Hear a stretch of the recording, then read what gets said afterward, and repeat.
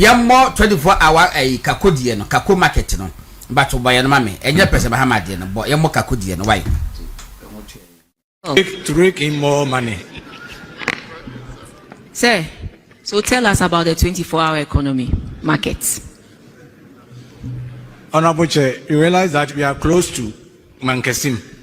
So we are trying to build a market, and you know Mankasim is known for Kako market. So we want to develop that market so that we can attract people from Mankasim, because now Mankasim is choked. So we want to attract the SSs to Ekonfi. And that is 24-hour economy market. That's what we want to do. And you said you want to leverage on the 24-hour economy market. I'm asking you, so is that your definition of the 24-hour market? No, I can refer it to the DC. You cannot do that to the DC. You cannot put the DC on the spot. You mentioned that you're trying to leverage on the 24-hour economy market. And I'm asking you, give us an example. Say, you see, we take this gathering very seriously. To rake in more money. Sir, MCE. So tell us. And I could say public accounts committee. I don't see baby 24-hour economy. Market will hammer. And then what they be. And was Kako. It is say no, President Mahama do catch effectively in the same. We back every school okay university. Mechanical engineering. One koton Kako. Elman Kesim Jim. My emphasis is Kako no Kakotono. Ebe ma 3 jobs at the Kako no ana. I ain't back mechanical. My emphasis is Ebe ma that be sad and by force. Now it's virtually like it is a decree. Do area now Nibomuza ba say at the same place no ko. Peter. Enyumre Da wo so yenko. Kwame. Bra. Message will be. Say last week.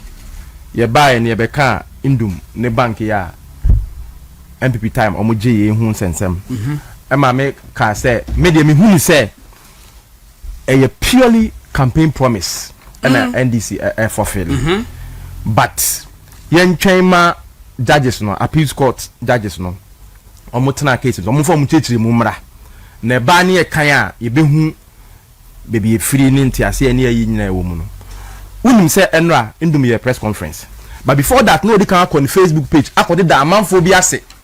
In fact other President John Dramani Mahama ase or say gratitude to His Excellency John Dramani Mahama for the promise he made as a presidential candidate to return banks collapsed unjustly and for creating an enabling and positive social and economic environment in the country. So, unquote. Court of appeal and Peter, I see for and a betray minim enti okoda President Mahama ase yate say Bank of Ghana say omuko Supreme Court indum say enra ono de ombeko Supreme Court omuko Supreme Court o obe start bank no na minim say say court ma year an order na say an appeal koswa bank na institution na also mama license no fa ma o utimi ko start bank minimum ontimi well also obe start me na there no pending even obi ko Supreme Court and go Supreme Court obe start I don't know any minimum yi but you see last week buy obe kaya unse ye call detail kakra as to the entire bank in egugu in but you see something interesting when say Deputy Attorney General Justice Srimsai on na indum lawyer on the case ni court and now muko lusu high court but high court no krampo no high court say the bank now omo insolvent no muntimi ntua e ka no mo de customers and also dey try to knowledge opa gogo sisi a workers be bre ene nipa be bre omo de omo sika kwhye ndum bank no muntimi ntua lady be call Iska one of the banks Midland say it's also affected. Yes. Oh. Na ene lawyer now lead indum they call high court call Lucy and be Deputy Attorney General. I'm on Mako appeals court. Appeals court nso strangely apart from the presiding judge no 2 other judges on appeals court cases no judges are President Mahama by or more promotion Okay. Say okay, say balancing the judiciary. Oh yes, yeah. In fact, no say MPP are packing the judiciary into oba balancing. Ushia NDC lawyers. Into oba ya quickly no appointed 7 Supreme Court justices. And Supreme Court justices could do 19. See that. Even the so-called packing and normal President Kufado, the highest unyai at the time was 16. And now, yes, we are replacement. And now, President Mahama time, Oma could do 18. 19 months back over 18. Onyanko. Owie no. Wasa 19. 19 men ka so be ko. Nipa no onyanko. I say ebi okwa on replace 19 and edu. Owie no osa appointed 21 appeals court judges. Owie no osa appointed 37 high court judges. Animal farm judge in the count. He had retired as circuit court judge. Yeah. And on didn't buy a as high court judge. See, age different. Yes. And on didn't buy as high court judge. So, I didn't say 2 judges are mutina in the case. No, I had Justice Mariama Samu, or number 13. I had Nico Appeals Court, and number 10. President Mahama didn't call Appeals Court. The fellow, His Lordship Justice Francis Achibonga, also tonight. Case in so. And no, only handle a Dubai case. Well, Achibonga. He's sitting as additional high court. Okay. Nana, and I will be doing boami. Me had no print a copy of the in so mujra sunti almost say the Ayuvoki high court decision say yenji license no influ omunsam. Nati decision no over the conclusion part now. Page 26. Till, despite corporate governance, operational and liquidity challenges, the company appears to be the only banking institution with national outreach in several remote communities of the country. The institution has 296 branches, which are more than Ghana Commercial Bank, 166, and Consolidated Bank, 106 branches located in several rural communities. So this is a reason. Where one of the reasons in Tia Omufi say Oma obi ba ko mi krom lambusi. E wo kwan ho lambusi. That is defunct. E wo hold that. It's very a public good. Because we be branches in Tia. Say they obi ku wi ade. Onso so wi a o discan kwa ko heni ma. It is new kwa say the chrono kwa say. E tell ma. E the chrono kwa say. Philanthropy. Chrono kwa say e money bi. Jesus Christ. No ma ade na. Spread it. Baby o man no kono. But in crowd I listen to woman say in the so-called 296 no, it's a lie because at the time bank omo Eguyen, na 77 no closing it down. Onu ankasa ndum na ankasa. Ana workers bebre on ma, minimum for no we more on ma, no ma dwuma bomb because of na the issue I know what our bank want. And so your court say because say Egunu because our branches baby. So say despite so they agree say there are liquidity challenges so. They agree say indeed there are governance issues. And they agree that indeed there are operational issues. So what was the main reason for raising the main reason so a beer branches be across the more than commercial bank. Who could be office to high end Juma? What be office? Meanwhile, compare the so-called branches no Krampona. You cannot compare that to commercial bank. Me same Columbus obi a wonim Lambus obi tiemia on topic channel any on who sound e wo kwan ho. So our B office or whether it is operating. It was operating before Now Oba the Justice Noble Nkrumah I don't have the orbiter a concurring judgment. Or the support to judgment Justice Achibonga Troy was it three judges unanimous or two? Oh, two unanimous. Tie. Or say when I Troy who wrote the Achibonga and a Justice Nkrumah Troy additional EB. Anti Justice Achimonga ne ono de ne de ya na waka na we am saka back we original so the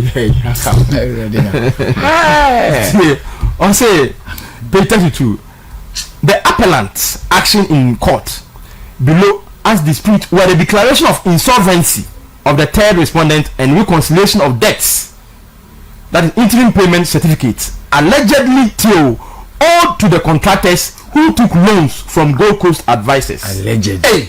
The appellant's action in the court below as dispute with the declaration of insolvency of the third respondent and reconciliation of debts, that is interim payment certificate, allegedly owed to the contractors who took loans from Gold Coast advisors, an affiliate of the third applicant and third respondent.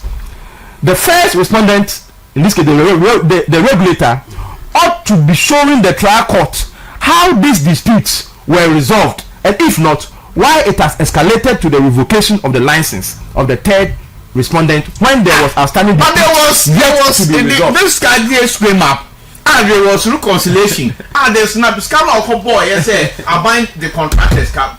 His reason was that contractors came and took money from him. Yes, yes. I bind didn't pay. Don't tell contractors. I'm a contractor. Yes.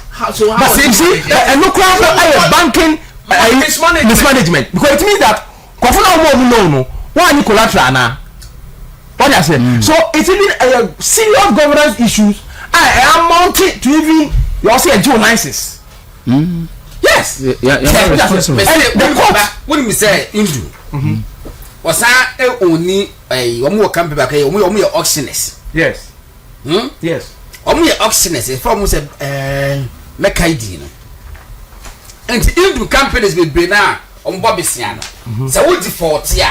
None the auctioning company. No. About the auction, what Diana would be a collateral.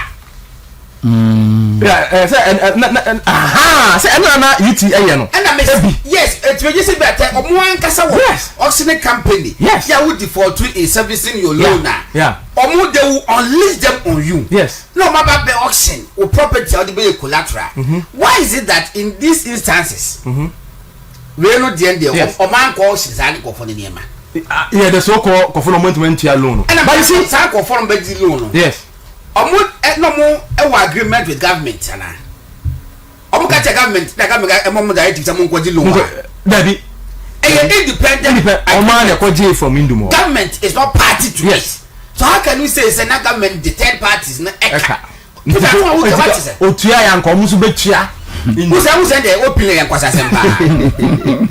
I don't want my say a candidate. Say, I can't tell you 3 years. Okay, you're saying. Contractors liberty baby. Contractor Peter. Yes. Was so why a buying a pine ama buying. Yeah. Now we hear 100 million Ghana cedis. And Wako Bank, I would do. Yeah. And Wako Jiska, Bisa wa would do. And now what the way Juma.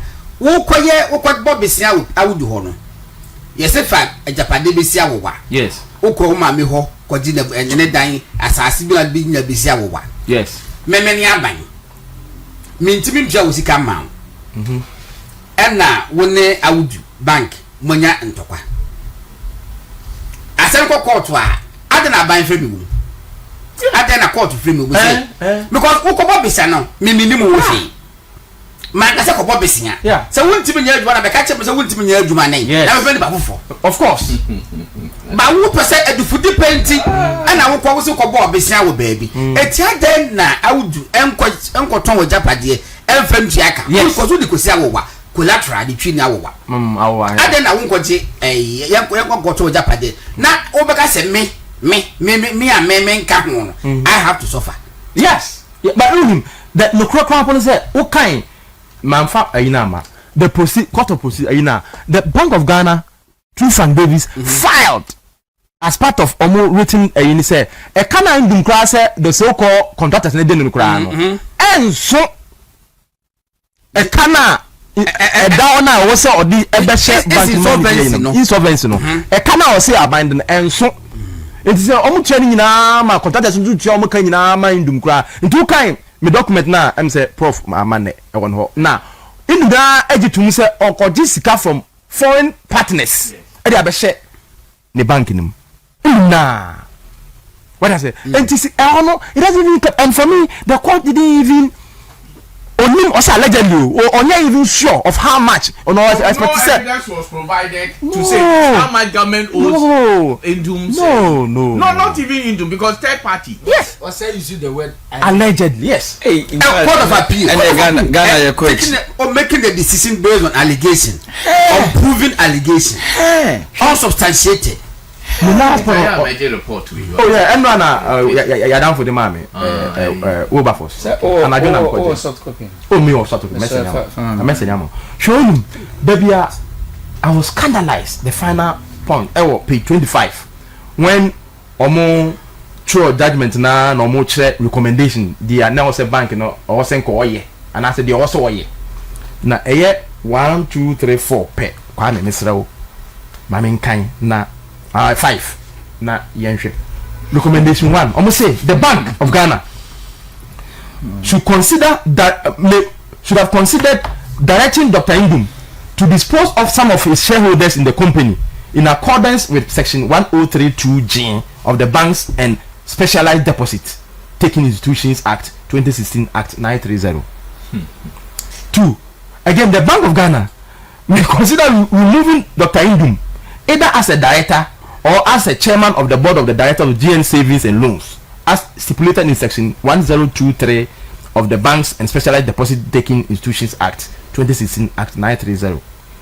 The bank may also consider restricting, prohibiting, or approving transactions still of the company with its affiliates, as stated in section 1023E of the Banks and Specialized Deposit Taking Institutions Act 2016 Act 930. On say yes, in the Scandidi, third party, Nyoma, or did it be a football team? Yes, no, did be a co-sponsor, a musician, any other for depositors money. Or there could be a football team, acquire pack. Or Bana Busha draft square, what's not people so many you could no need pack as to theft. So, no, I draft. I'm not for sick. I'm for no, only sick and Musanka. No, the court is saying. He said the BOG should have restricted or no from doing those things. The Bank of Ghana to establish an ICT and a legal department, which meant that not GN Savings only legal department.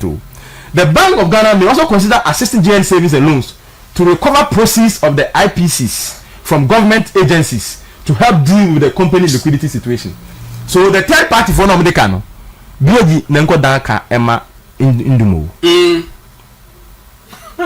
Third parties now omone induma ko transfer agreement akwakoji loan no.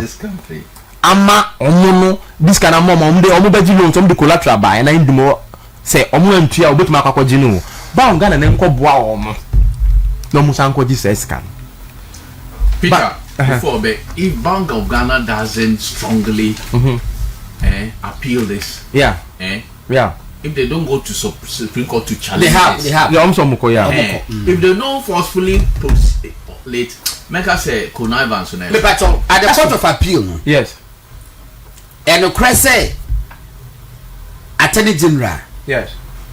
And the Governor, Bank of Ghana, Oma Amfale Bibiao. Check it. Matisse Oma Amfale defense BR. Yes, that's strange. Oman find defense bia. But on strange. The lawyer now only the Indum and they call High Court no. And now a deputy AG. Is there evidence to that you know? Oh, they say. Well, me win almost statement on file bia from the ruling. Lawyer not representing Indum. Oh, yes. There's evidence. And that's the last week me kind wa. Urefi.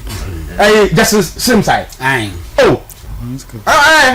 There's evidence. Me are married ruling or graphic online. Me are married na my kind channel. You see, but say the make no MPP na kupon enhu Akufo-Addo mobo na ye mom pa ma president Akufo-Addo. Next time say MPP ba last week me kan me hinte problem aban bi bebo agu ono enhu hia say o be solve problem na ube how ho so kwa solve because fa so be any so unim say me ka say na some of the financial houses ni be on ma financial sector na agua chekra in fact me were list of 39 micro credit companies are and so egu ya sa micro credit no emu mako 10 na agu da micro credit insolvent and cease operations for years.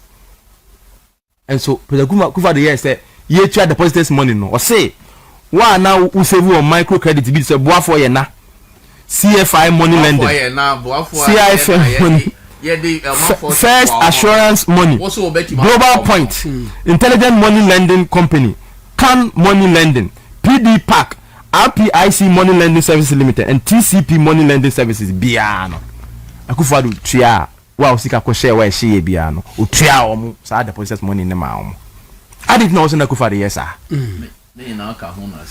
that is in addition to that is in addition to insolvent and seized microfinance we know me micro credit and no it's our microfinance the microfinance in there no me 155 na a good da o ma jai operations kura da and so President Kufado ko hwehwe o mu ko ye dey e ko tua o mu ka ene unim say kakere kai about 10 million or so President Mahama yes say oba obetua o mu nyina ka within 1 year President Mahama or say we will pay depositors money locked up if voted into power within 1 year into office. To the sense, Sami can feed the men's gold. Yes. Customers crack home. Okay. So bia. Yeah, I say President Mahama say I wait for many who have lost their jobs, many who have lost their businesses, and the men who have lost their money. I pledge to you, President Mahama, I pledge on behalf of the NDC that we shall pay within 1 year all who have funds locked up in the collapsed financial institutions. Within 1 year, I promise, we shall not put up any long-term payment plans that will further worsen the living conditions of the victims. Unquote.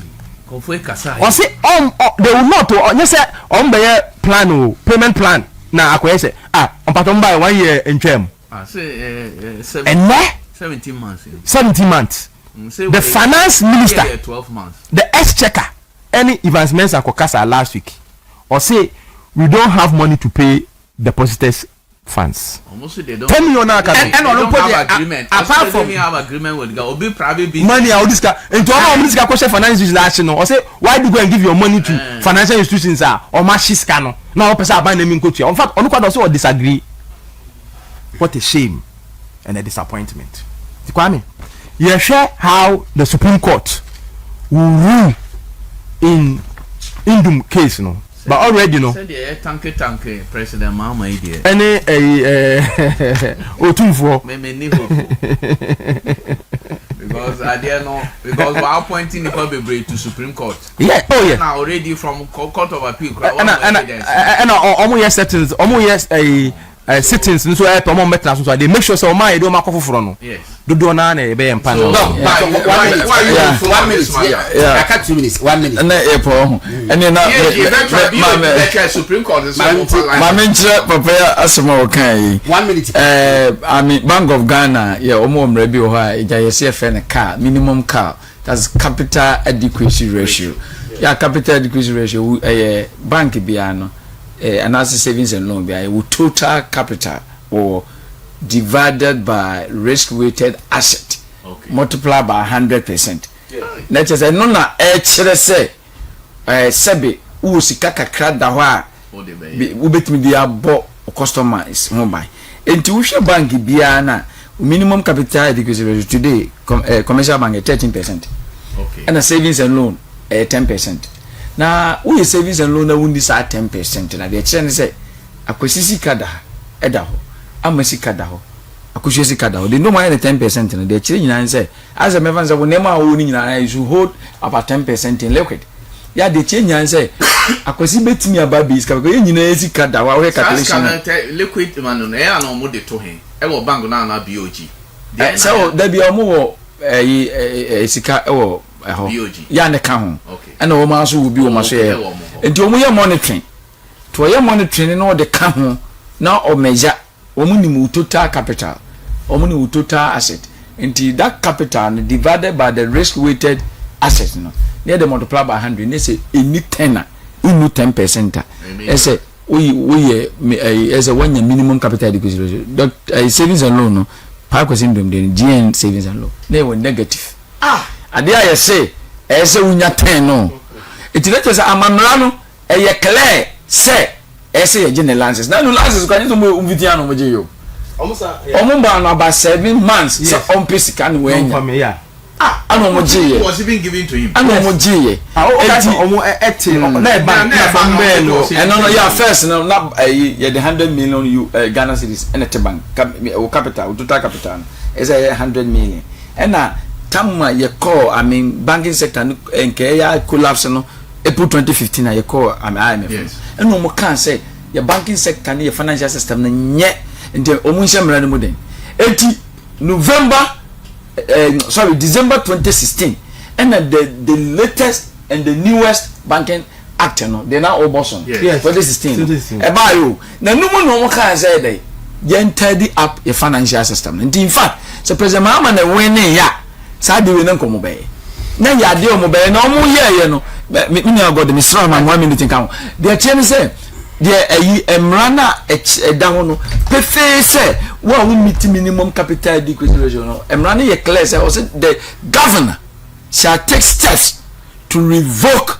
your allowances and the start steps di no mo call no man gi no immediately no they took a number of steps say ye beboa wo na dey otimi anya liquidity challenges now no when you liquid no over 7 months you never got it and say na dey omoje emrana no mo fa so na some we ye mra a parliament act of parliament a Ghana mra na also say obi wi abode a yemfa no concern wom obi kumi pa yemfa no concern wom ti say omo the license na man dey a they should immediately go to abinsa omo nyi omo ho ni nyina mfiri obi na yehu say yemfa mra nya adwuma ya